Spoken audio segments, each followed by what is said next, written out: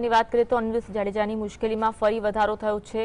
Supreme કોર્ટે આપેલ stay પરત ખેંચ્યો છે। સુપ્રીમ કોર્ટે સરેન્ડર થવા મામલે 7 દિવસની રાહત આપી હતી।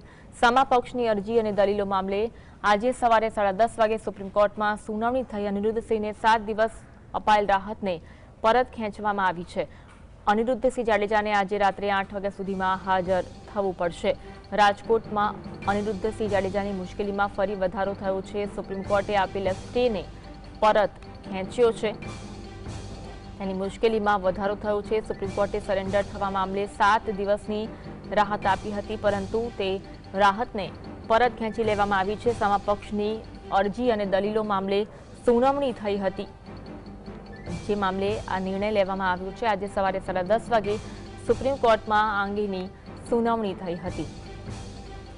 આજ અંગે વધુ વાત કરીશું। સંવાદદાતા લકી ફોન લાઈન પર જોડાયા છે। લકી, અનિરુદ્ધસિંહને 7 દિવસમાં અપાયેલા રાહત પરત ખેંચાયા છે, વિગત જણાવશો?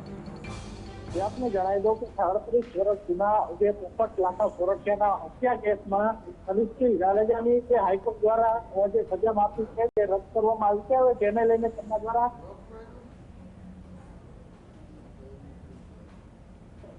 જી લકી,